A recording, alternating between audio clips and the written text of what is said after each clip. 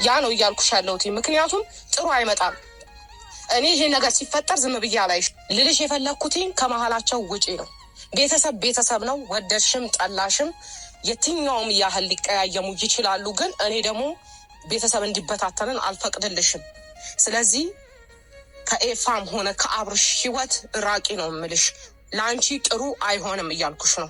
ከገባሽ ማለት ነው። እኔ አንድ ነገር ልነግርሽ እፈልጋለሁ። ብዙ ያላደረግኩበት ነገር ላይ እንዲያደረግሽም ራቂም ቅረቢም ብትይ እኔ አይነጠኝም አይደንቀኝም በመጀመሪያ ደረጃ። ምክንያቱም ምንም ያደረግኩት ነገር ስለሌለ ህሊናዬን ስለማቅ ማንም የፈለገውን ቢል ጥቃት ያክል አይሰማኝም። በመጀመሪያ ይሄንን ነገር በደንብ ማወቅ አለብሽ።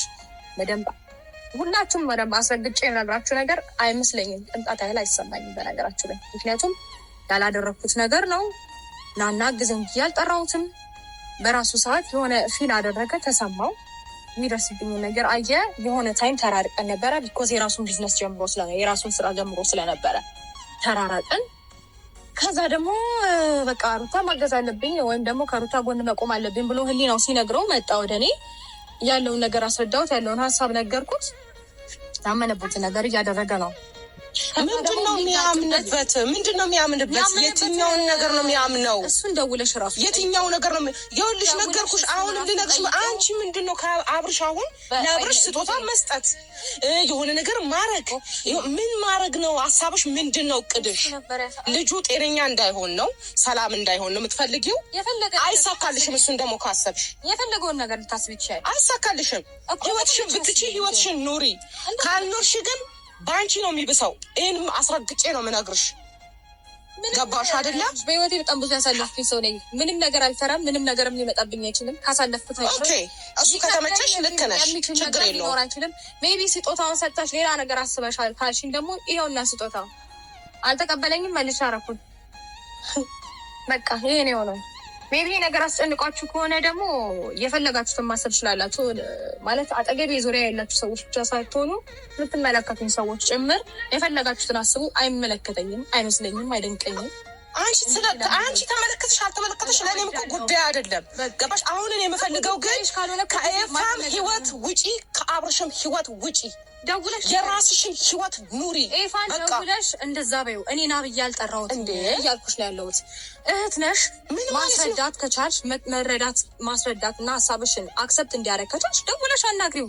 እኔ ወንድሜን እንዴት መያዝ እንዳለብኝ አንቺ አትነግሪኝ። በመጀመሪያ ደረጃ ገባሽ? በቃ ከህይወቱ እንድትወጪ ስለምፈልግ። በጣም ሆቶ ነሻል። ብዙ ተረጋጊ። መጀመሪያ እኮ እንድረጋጋ ከፈለሽ ከህይወቱ ውጪለት፣ ከኤፋ ህይወት በቃ ከአብርሽም ህይወት ውጪለት። ህይወትሽን ኑሪ። በቃ ህይወትሽን መኖራችም እንዴ መከተል አይሰለችሽም እንዴ? ተረጋጊ። በጣም ተረጋግም እየነገርኩሽ ነው። መጀመሪያ ተረጋጊ። በጣም ሆቶ ነሻል። እሺ ካልተረጋጋ በስነ ስርዓት መግባባት አንችልም። እሺ እንግባባ። በጣም ሪስፔክት አድርጌ እያወራሁሽ ያለሁት ብዙ በጣም በብዙ መንገድ እኔና አንቺ በእንደዚህ አይነት ወይ ልንነጋገር በማንችልበት ወይ ነው እየተነጋገርን ያለነው። ያንን ነገር እኔ ያለፈውን ትቼ ተረጋግቼ በጣም ሪስፔክት አድርጌሽ ነው እያወራሁሽ ያለሁት። ኦኬ ሶ ተረጋግተሽ ለማውራት ሞክሪ። እሺ ስለዚህ ወንድምሽ ነው ከኔ አንቺ ትቀርቢዋለሽ። ገባሽ? ትክክል። ሰው አንቺ ነሽ ጠርተሽው ለምን እንዲህ ታደርጋለህ፣ ለምን እንዲወጣ፣ ለምን እንዲወረድክ የምትይው እንጂ እኔ መጣሽ እንደዚህ አድርጊ እንደዛ አድርጊ ብትይ እኔ ምንም ያደረኩት ነገር የለም። እኔ ህይወት ውስጥ ና ብያለሁ። ያዘሽውን መሰለኝ የሚያደርገው በታሪክ ያዘሽውን ነው የሚያደርገው። በታሪክ ልጁ እኮ እኔ የትስክል ድረስ ነው ግራ የገባኝ። እኔ እሱን መመለስ ካለብኝ መመለስ ባለብኝ መልኩ እመልሰዋለሁ። ግን አንቺ ግን ብትችይ ራቂ። ልጅሽን በስነ ስርዓት አሳድጊ። በቃ እንዴ የፈለግሽበት ሂጂ፣ ግን ብቻ ከቤተሰባችን ህይወት ውጪ። እኔ እኮ አልደረስኩሽም። የደራሽኝ አንቺ ነሽ፣ የደወልሽኝ አንቺ ነሽ። እንዴት አልደረስሽብኝም? እንዴት አልደረስሽብኝ?